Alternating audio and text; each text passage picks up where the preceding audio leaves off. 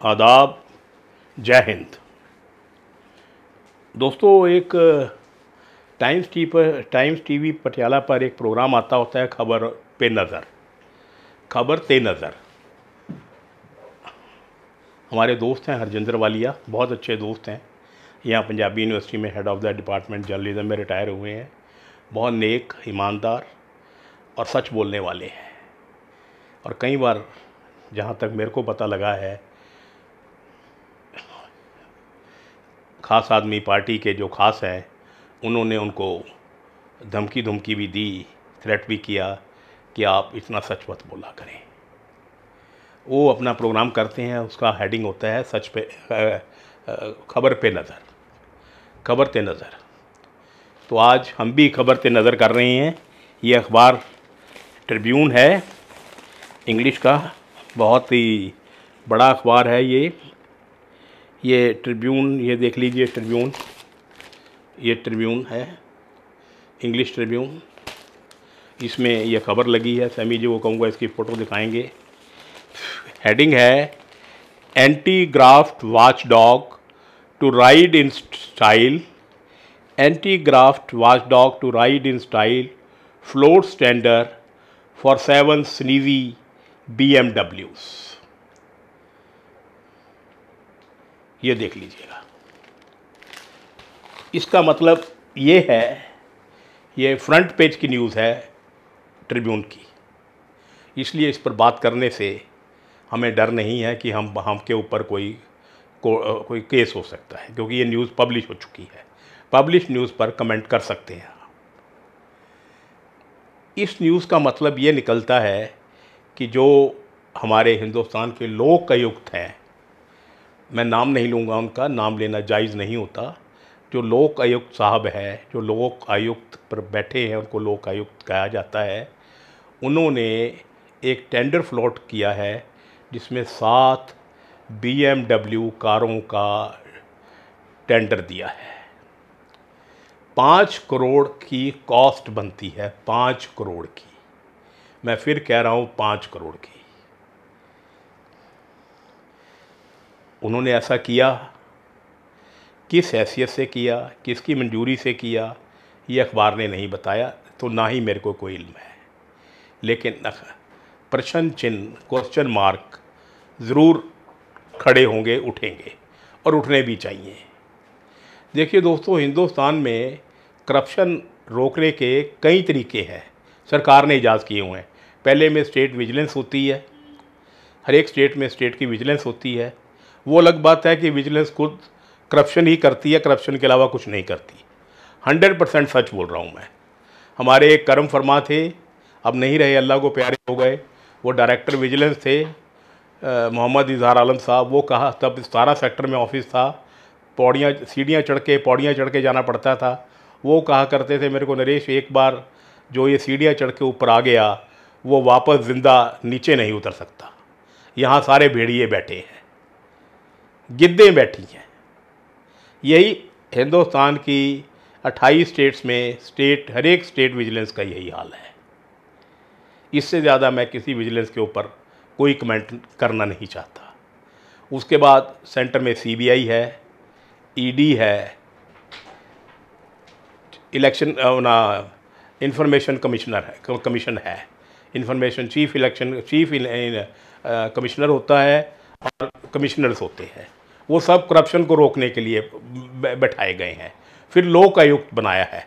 लोक आयुक्त एक ऐसी पावर है, एक ऐसी ऑटोनमस बॉडी है जो किसी भी ब्यूरोक्रेट के ख़िलाफ़, चाहे वो कैबिनेट सेक्रेटरी हो गवर्नमेंट ऑफ इंडिया का, चाहे होम सेक्रेटरी हो, उसके ख़िलाफ़ इंक्वायरी कर सकती है।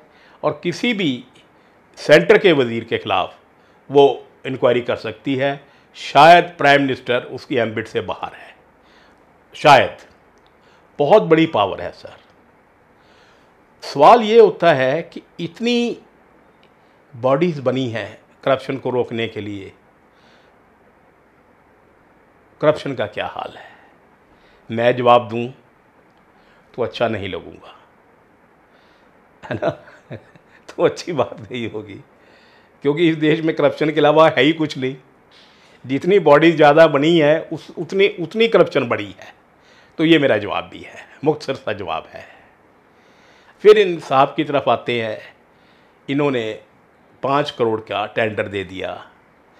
मैंने एक गूगल से ही सर्च किया तो गूगल ये बता रहा है कि सुप्रीम कोर्ट के चीफ जस्टिस को मर्सिडीज़ कार एक अलाउड है, सुप्रीम कोर्ट के जजेस को एक BMW अलाउड है, स्टेट में जो अपने चीफ जस्टिस हाई कोर्ट जो है और जस्टिस जितने हैं हाई कोर्ट के ऑनरेबल जजेस जो हैं उन सब को स्टेट गवर्नमेंट अपनी मर्ज़ी से प्रोवाइड करवाती है।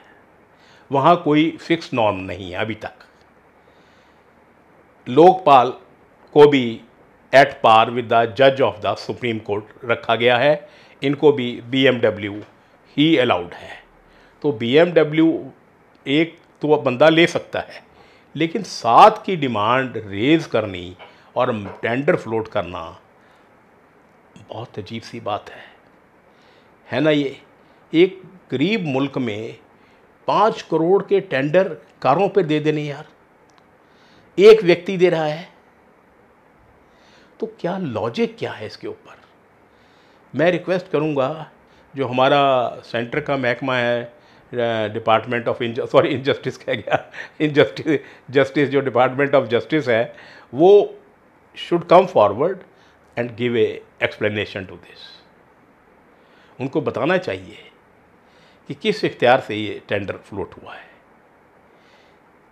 इसके साथ साथ मैं एक बात और कहना चाहूँगा, जैसे मैंने अभी कहा, देखिए स्टेट्स में जो ऑनरेबल जजेस हैं हाई कोर्ट्स के और चीफ जस्टिस हैं और सेंटर में जो ऑनरेबल सुप्रीम कोर्ट के ऑनरेबल जजेस हैं, सबको बड़े बड़े बंगलो दिए जाते हैं, 3-3 4-4 कैनाल के, 5-5 7-7 नौकर होते हैं, 3-3 4-4 ड्राइवर होते हैं, 3-3 4-4 गाड़ियाँ होती हैं, PA CA स्टेनो, बहुत कुछ दिया जाता है, दिया भी जाना चाहिए।